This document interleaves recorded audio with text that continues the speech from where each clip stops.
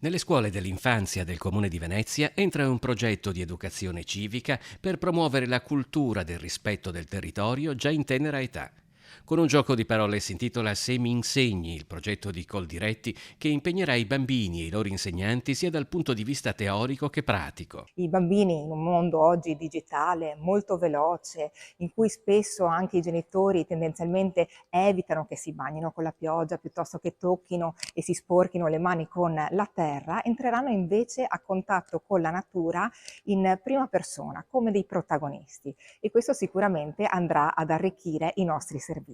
Quella di Venezia è un'esperienza pilota, una sperimentazione per sostenere l'educazione civica, ambientale e alimentare attraverso il contatto con la natura, l'utilizzo dei cinque sensi e l'educazione al rispetto e alla tutela dell'ambiente. Racconteremo ai bimbi delle scuole dell'infanzia e anche ai loro insegnanti il rapporto tra l'agricoltura e la terra e quindi anche, il rispetto proprio per quello che è l'ambiente e anche la corretta alimentazione. Ci fa piacere iniziare da Venezia perché,